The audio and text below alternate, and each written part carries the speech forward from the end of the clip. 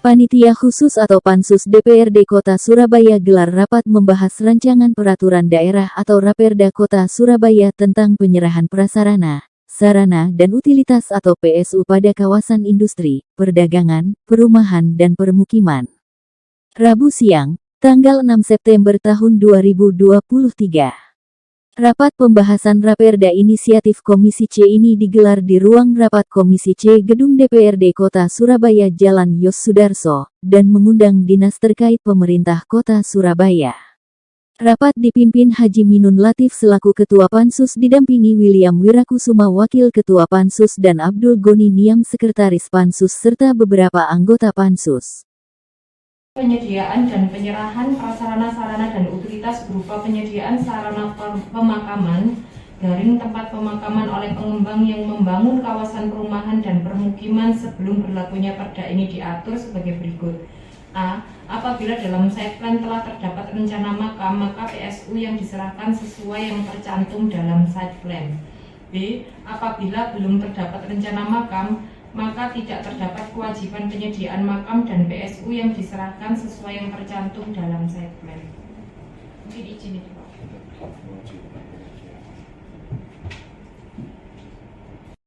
Perda ini Draft rencana draft. Mungkin. Kalau ini ditambah, kalau Perda 7 2010 itu ada. Sebelumnya tidak ada. Jadi yang belum menyerahkan PSU, mereka terkena untuk buat dosa. Itu bagaimana?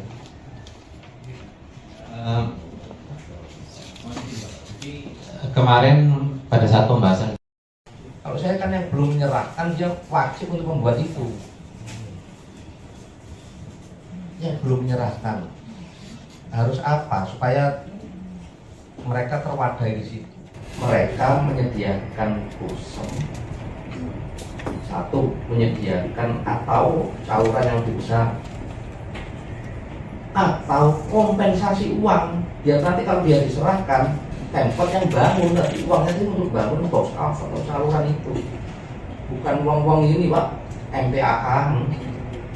Usai rapat pembahasan Raperda tersebut, Media Lensa Parlemen menemui Abdul Goni Niam selaku Sekretaris Pansus mengatakan, ini adalah mengakomodir secara keseluruhan, paling tidak ini kan merupakan inisiatif karena melihat problematika persoalan berkaitan dengan penyerahan PSU itu ada sedikit kendala.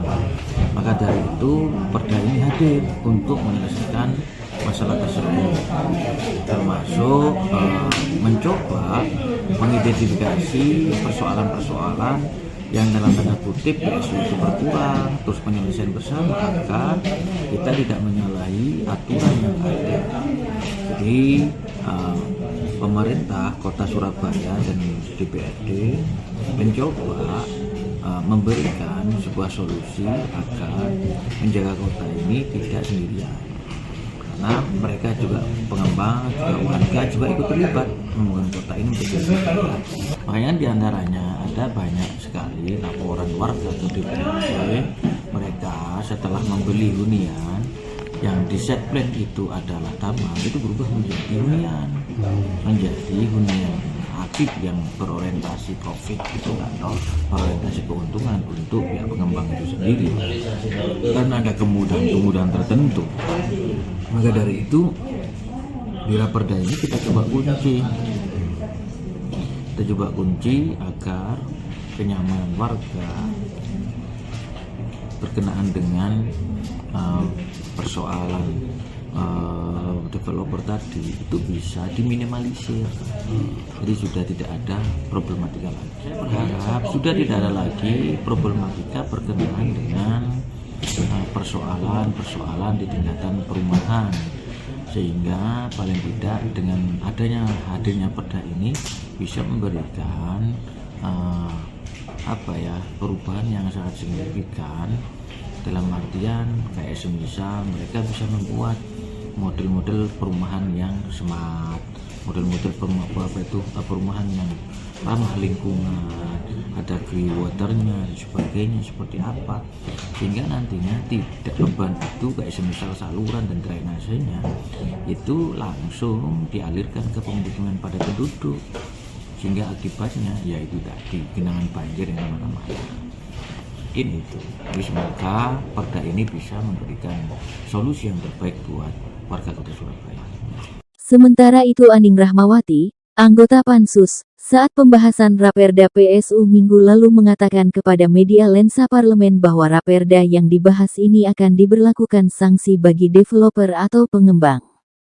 Sudah mau finalisasi, ada beberapa penambahan yang krusial yang di Perda 7 2010 tidak ada. Yang pertama, nanti itu khusus untuk PSU, prasarana sarana utilitas, itu tidak boleh ada replanning. Kalau dulu masih boleh ada replanning, sehingga kalau set plan mereka untuk replanning itu di lokasi ABC, pada saat penyerahan PSU juga ABC, tidak boleh ada replanning. Terus kemudian yang kedua terkait dengan keberadaan pengendalian banjir sekaligus penampungan air untuk dikelola. Itu kalau dulu tidak ada BOSEM, maka untuk saat ini ada BOSEM, nilainya 2%. Nilainya 2% dari set plan yang diajukan, sehingga ini sangat signifikan sekali dalam Raperda sebagai revisi dari Perda 7 2010. Kemudian yang ketiga terkait dengan sistem pengendalian banjir itu sendiri, itu juga kita atur betul nantinya terpisah antara sistem IPAL, instalasi pengolahan air limbah, dan sistem drainase, sehingga tidak masuk ke BOSEM. Nah sekarang ini masih ada yang sebagian masuk ke BOSEM, ada yang sebagian masuk ke jaringan drainase, padahal di Undang-Undang Ciptaker yang baru betul-betul tidak diperkenankan, tidak diperbolehkan. Nah kemudian juga dampak dari replanning itu sendiri nanti untuk kedepannya dari masyarakat tetap dimungkinkan ada penambahan.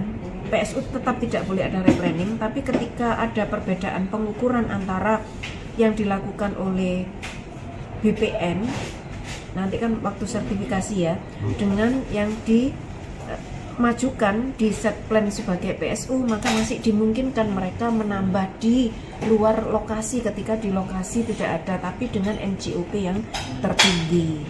Nah, itu beberapa hal yang paling signifikan yang nanti akan berubah dari Perda 7 2010 di Raperda penyerahan PSU yang sekarang sedang kita godok, termasuk juga sanksi.